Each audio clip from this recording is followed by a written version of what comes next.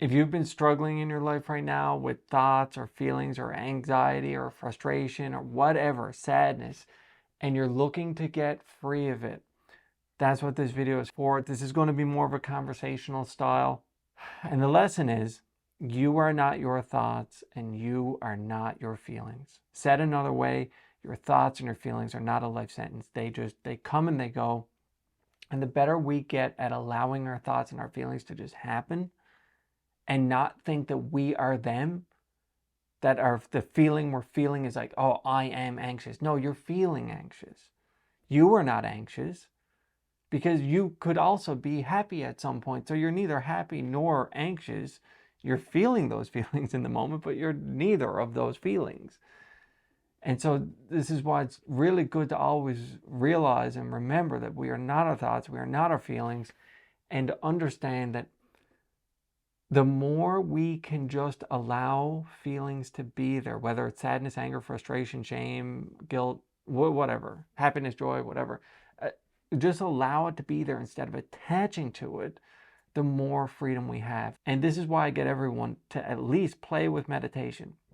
Because when you meditate, what happens is you realize that when thoughts come up and when feelings come up, you're just observing them. You release the thought. If you have a thought about, oh, I can't believe this thing happened, or oh, I have this deadline coming up.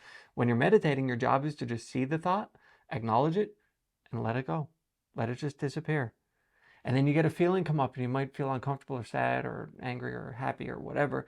And your job is to not really associate or identify with the feeling. It's more to just be with it. Allow it to be there and then just let it go. I think it was Michael Singer says that if you just allow feelings to go through you, most feelings, not all, will just process within 90 seconds. And that doesn't mean if you're feeling deep levels of grief, like try telling that to someone in deep levels of grief, because I've had grief stick around for many months. But I want you to know that for many of the feelings that arise, and if we don't resist it, we can just let it go and it just releases and goes away, or becomes some other shape or form for us. It also reminds me of, I'm quoting everyone here tonight, Eckhart Tolle, who doesn't live too far from me actually, apparently. But Eckhart Tolle in The Power of Now in 2009, I remember reading that's, I'm paraphrasing, stress comes from resisting what is. And it's so true. What's happening is happening in life. And we can do certain things to dictate the outcome, but if things are beyond our control, there's no point in getting frustrated about it, because we're just resisting what's actually happening. That's why, when people say like, oh, things should be different right now, I should be making more money, or like, that's not the case. Like, you're torturing yourself, because I'm quoting everyone tonight. Peter Crone, I was in his mastermind a couple of years ago. One of his famous quotes, what happened, happened, and it couldn't have happened any other way, because it didn't. Get that? Like, this is what happened.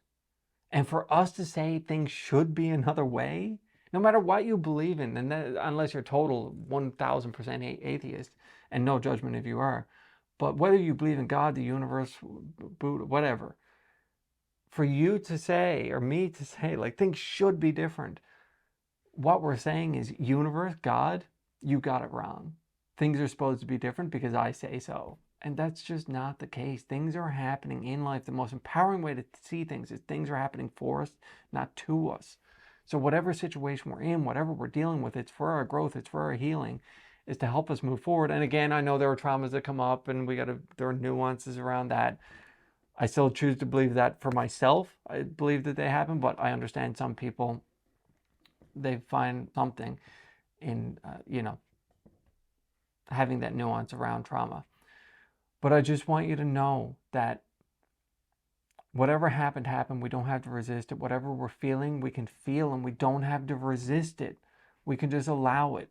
Just like not resisting moments in our lives, we don't have to resist feelings or thoughts, because if we don't attach to them or push back against them, there's no resistance to keep them there, and they can just flow through us.